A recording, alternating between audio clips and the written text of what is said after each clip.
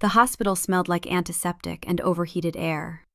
Everything was fluorescent and frantic.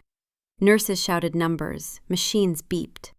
Someone said, "We're losing pressure," and then I was being wheeled under lights so bright they felt surgical even before they touched me. Greg was nowhere. Not in the hallway, not in the waiting room, not answering his phone. Fiona ran beside the gurney the whole time, still in her work heels, her hand wrapped around mine as if she could physically anchor me to the earth. Her eyes kept cutting toward the entrance like she expected him to appear at any second. He didn't. The birth itself was a blur of agony and adrenaline, white-hot pain, pressure, voices layered on voices, and then silence. The second they placed my son on my chest, the world went quiet. He was warm, real, furious and perfect. Fiona wiped the sweat from my forehead with shaking hands. She was crying, but her posture was rigid, protective, guarded, watching the door like a soldier holding a perimeter. An hour later, the quiet shattered. The double doors to recovery burst open. Greg didn't walk in, he stormed in.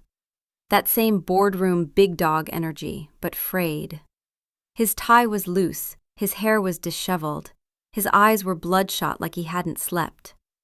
Hannah trailed behind him, clutching her designer bag, staring at the sterile room like it offended her. "May!" Greg choked. He rushed to the bassinet, not to me, to the baby. He dropped to his knees beside it. His hands trembled as he brushed a tiny cheek. "My boy," he whispered. "Look at him. He's got my chin. He's perfect." And then he broke. Not a composed tear, not a dignified sniffle, a full-body, shaking, guttural sob. The kind that comes from ego collapse, not enlightenment. He lifted our son, pressing him against his expensive suit. His tears soaked into the hospital blanket. "I'm so sorry, May," he gasped. "I was a fool, a monster. Seeing him, it changes everything." He turned sharply. "Hannah, get out. Just get out. I don't ever want to see you again. This is my family. This is my son." Hannah blinked. "Greg, we have a flight to Cabo in 2 days. I bought the stepmom robes." "I said get out!" His voice echoed down the corridor. Hannah's face twisted. "You're a loser, Greg. A pathetic, middle-aged loser who panicked the second reality showed up." She looked at me, venom bright in her eyes. "Enjoy the redemption arc, May. He's only sorry because you finally delivered something he can brag about. Give it 6 months and he'll be bored again." She slammed the door so hard the flowers rattled. Greg didn't look back. She had stopped being useful. And Greg only keeps what serves him. He rocked the baby. "It's over, May. She's gone. I'll fix this. I'll hire a private nurse. I'll take a year off. I'll buy a new house, whatever you want. Just tell me we can be a family again." Fiona stepped forward. She wasn't crying anymore. She looked surgical. "That was a beautiful performance, Greg," she said. "Truly. But you don't get to improvise the ending." She reached into her bag and pulled out a thick, blue-backed legal folder. She dropped it directly into his lap while he was still holding the baby. He looked down. The bold header read, "Petition for dissolution of marriage, adultery as grounds. Motion for exclusive use of marital residence. Claim for wasteful dissipation of marital assets." His tears evaporated. "What is this?" he whispered. "You've been served," Fiona said. "The filing was submitted this morning. The forensic accounting is already underway. The travel expenses, the jewelry, the apartment lease, the gifts, the diverted commissions, it's all documented." She leaned closer. "And since our state recognizes dissipation of marital assets, we are seeking reimbursement from your share of the division. You didn't just betray your wife, you misused marital funds to finance it." Greg's mouth opened, closed. You brought your mistress into May's home while she was high risk, Fiona continued. You humiliated her publicly. You destabilized her pregnancy. This isn't just about infidelity, it's about conduct. The hospital registrar walked in then, clipboard in hand, looking wildly uncomfortable. I have the birth certificate paperwork. Is the father ready to sign? Greg straightened instantly. Hope flickered. Yes, he said. Give it to me. He reached for the pen. No, I said. My voice didn't shake. It surprised even me. Greg, look at me. He did, and for the first time he saw it. The worship was gone. You called me a vessel, I said. You said I had one job. I adjusted the baby in my arms. I did that job. I protected him from stress, from chaos, from instability. My eyes locked on his. And that includes protecting him from you. The registrar froze. Greg's face went white. You aren't signing that, I continued. You don't get to perform fatherhood today because it's convenient. Legal paternity can be established properly through the courts, through custody proceedings, through responsibility, not tears. May, no, he shouted. He tried to stand, still clutching the blanket. Fiona stepped between us instantly. Give me the child, Greg, she said, or security will handle this. I'm the father.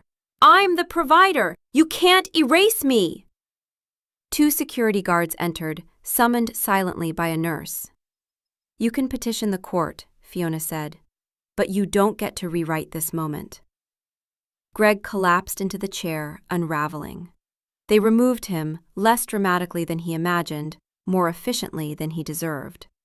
The hallway swallowed his shouting. The room went quiet again. The registrar gently, Father's name? I looked at my son. He was calm, breathing softly, unbothered by ego or noise or theatrics. Leave it blank, I said. She nodded. In that sterile hospital room, with fluorescent lights and paperwork and the faint echo of a fallen man's pride, my son entered the world claimed only by certainty. And this time, there was no blur, only clarity. The silence in my white picket fence home was no longer a weapon. It was a reward. Even with a newborn crying at 3 a.m., even with the exhaustion, I felt peace. Real peace.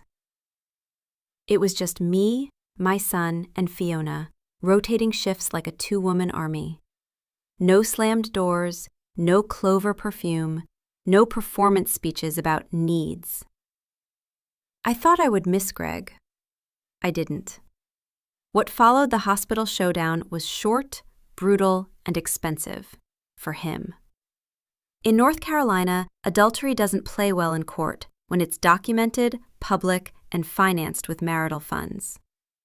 My lawyer, a woman who specialized in dismantling the entitled, moved with surgical precision. Because Greg had used our joint savings to fund Hannah's lifestyle, the jewelry, the dinners, the hotel rooms, the court classified it as dissipation of marital assets. Every cent was calculated, every receipt accounted for. The judge ordered reimbursement into a trust for our son. Between alimony, asset division adjustments, and child support, Greg walked away with less than 40% of what he used to consider his commissions.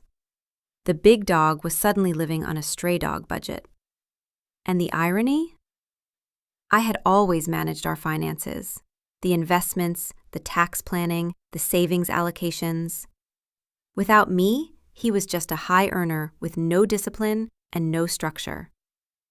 He didn't fall because of me. He fell because he never knew how to stand alone. The most satisfying part, though, was watching the upgraded model malfunction. Greg and Hannah briefly tried to make a public show of staying together, possibly to provoke me. It didn't. 3 weeks after Greg moved into the only 1-bedroom apartment he could afford, the diamond tennis necklaces stopped appearing. The Cabo trip evaporated. I heard through mutual friends that Hannah threw a glass of cheap wine at his head when he told her they couldn't afford the vacation. She was gone by sunset. Apparently, she preferred high-performance men, not high-liability ones. Then came the smear campaign. My phone became a graveyard of voicemails. Greg's mother, who had watched me endure bed rest without once confronting her son, was suddenly vocal. "You're a monster, May," she screamed. "He made a mistake. He was stressed. To take his money and deny him the birth certificate? You're evil. You ruined a good man over his needs." They went to church, they went to neighbors, they posted on Facebook. Apparently, I was the evil one, a husband hater, a woman who weaponized pregnancy to steal wealth.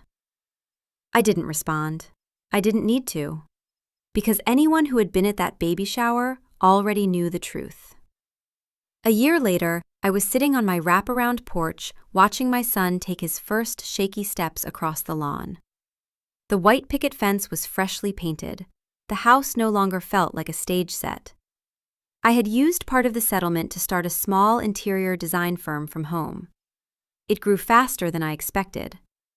Turns out, rebuilding spaces is easier when you've rebuilt yourself. I was functional. I was ready.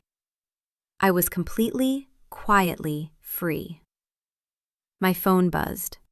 A photo from the private investigator I still kept on retainer for custody proceedings. It was Greg.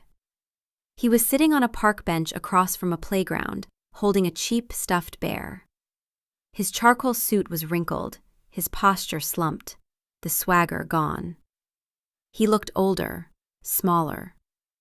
Like a man who finally understood consequences, but too late. He still had legal avenues. Visitation is a process, not a performance. But rebuilding trust requires consistency, not tears in a hospital room. I put the phone face down. My son wobbled toward me, arms outstretched, fearless and bright.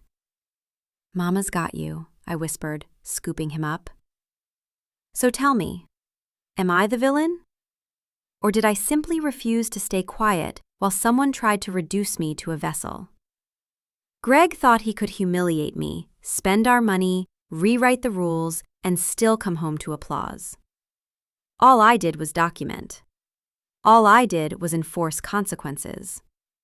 All I did was decide that love without respect is just slow self-destruction. If that makes me the villain, then maybe villains are just women who stopped accepting crumbs and fought back. So tell me, if you were in my place, would you have let him sign? Thank you for listening to my story.